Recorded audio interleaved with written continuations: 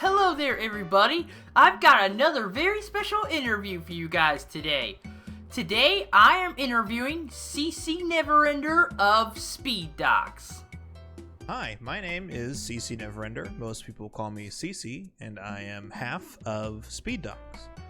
Yeah, the other half of SpeedDocs is CJ It's All Good. He unfortunately couldn't be here today, but I talked to him a bit beforehand. I got his perspective on some of this, so I think I can speak for both of us in this case. So, Alright, let's get started with the interview. Why did you start speedrunning? So I originally found speedrunning through when I was at college.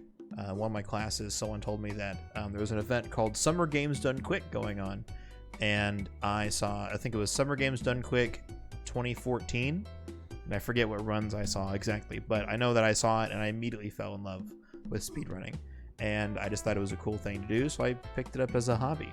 And the first thing I ever played or ever did speedruns of was Super Mario Sunshine, so that was an interesting experience.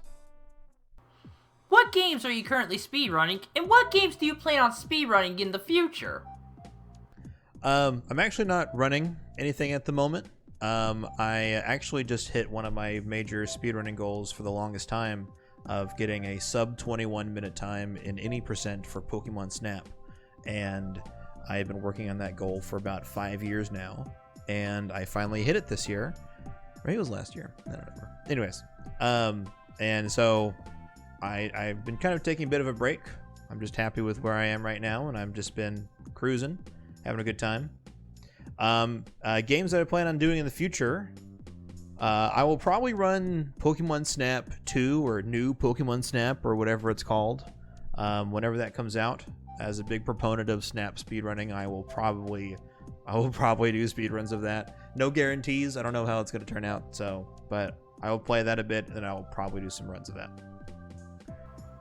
What glitches, skips, and or tricks would you say has been the easiest and also the hardest for you to perform?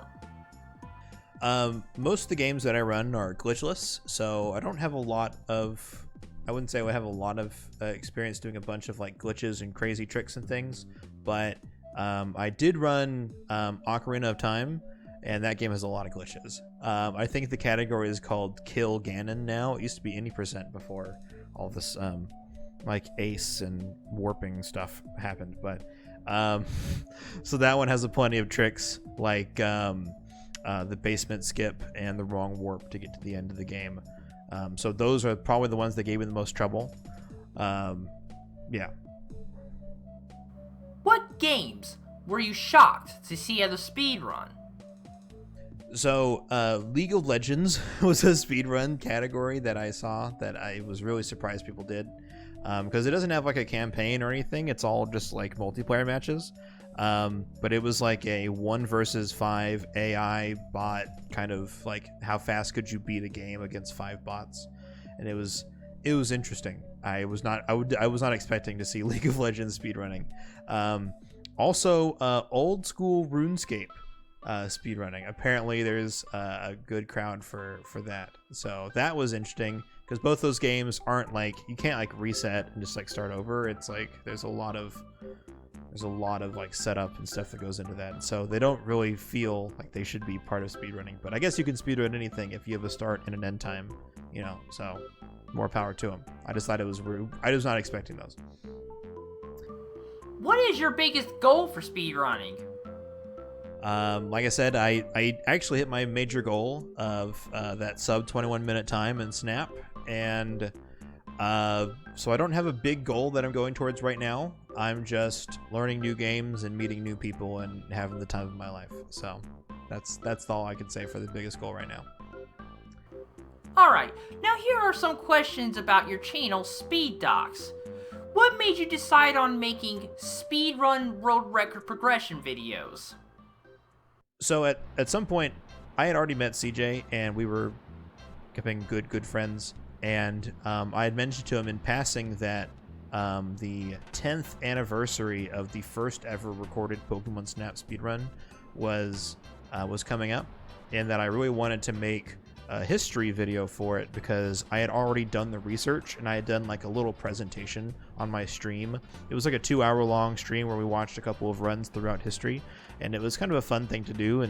But I had done a lot of research to do that, and so I said, wouldn't it be cool if someone like SummoningSalt did a video on that? And I was like, but I know he never would, not because that game's such a niche game, right? It's not like a super big popular game, so I didn't really expect anybody to make it. But then CJ is a video editor.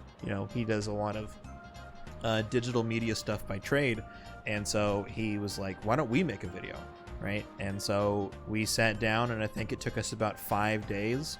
And we just, from start to finish, we worked on a script, we recorded the voiceover, we found all the videos, and we just put it all together, and that was a really big hit. I think like in a month or so time, it had like 300,000 views, and it was insanely popular. And I don't know how we got that much on there, but yeah, so that one got a lot of views, and that really inspired us to keep going with that.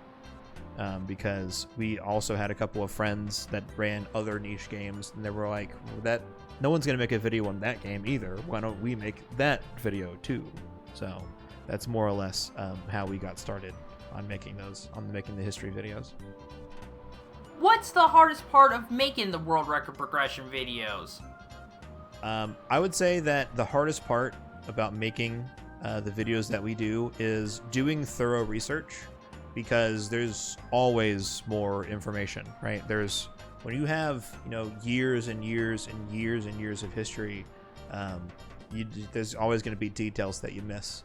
And so doing super thorough research to make sure that like every major point, everything that's like super relevant is taken care of, and making sure that we can tell the right story. Because the other part that's really hard is like actually making sure we get like the right narrative. Like we want to make sure that we're telling the right story, that the runners are going to be, really excited about, and that the people who watch our videos are going to be excited about. So we really have to get the narrative right, and that takes a lot of fine tuning to make sure we get the story like just right, where it's juicy and it's dramatic and interesting, and that's a really tough part of making videos. What has been your favorite part of working on Speed Docs? So my favorite part about working on Speed Docs is a couple of things, but one of them is getting to tell runners about their history of their own games. I always enjoy either being in an interview with somebody and talking to them about it, or maybe after the video comes out, people are like, wow, I actually didn't know that, like 7 years ago this thing was found, or like that trick was found 11 years ago. Like, whoa, I had no idea. Like, oh, I know that person, I didn't know that they were the ones who found whatever, right? So it's really cool to sort of show runners their own games, because a lot of that stuff isn't even known, even to some people within the community, which is really crazy. The other thing I would say is part of my favorite thing about what we do is sometimes we'll put out a video, and then people will be like, we were really impressed with what you did with that video. Would you like to do our game too?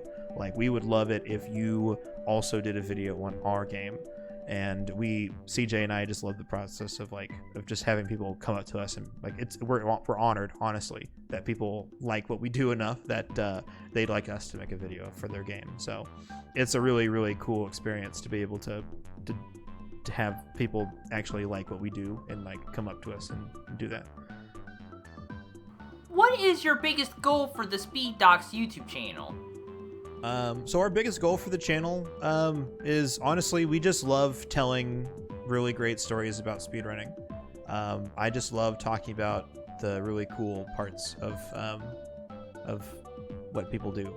Like, speedrunning is such a really cool and interesting hobby, and there's so many great stories that come out of just persistence and dedication and love of the game, and it really shines through.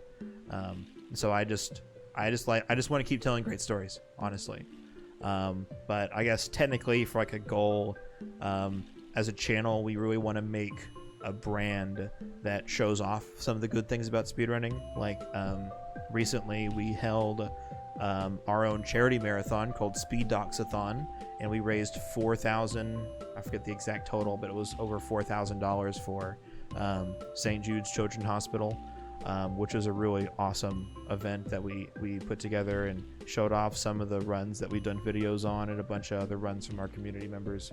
And it was a lot of fun doing that. We raised a lot of good money. I'd love to do that again. And we've also been doing like podcast stuff. Like CJ has his own podcast now where he talks to runners, and it's just we really want to show off all the cool things about speedrunning because there's a whole lot of stuff to talk about. So but that's all the questions. Thank you for having me on, by the way, Patrick Barrett. I do appreciate you reaching out to us, so thank you. Alright everyone, that's the interview. Thank you so very, very much, Neverender, for being a part of this series. Man, I've wanted to get you on this interview series like I did with SummoningSalt for quite a while. I absolutely love speedrunning content creators, especially those world record progression ones. Oh, and speaking of SummoningSalt, if you guys like to check out my interview with him, I'll leave the link to that interview in the description down below.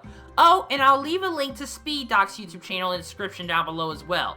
Definitely check out his world record progression videos. Oh my god, they are very good, especially the Tony Hawk's Underground video. Alright, that's gonna be it for the video. Thank you so much for watching. Like, comment, and subscribe. Let me do that again. Like, comment, and subscribe. Yeah, that's better. And I'll see you guys in the next video. Goodbye, everybody.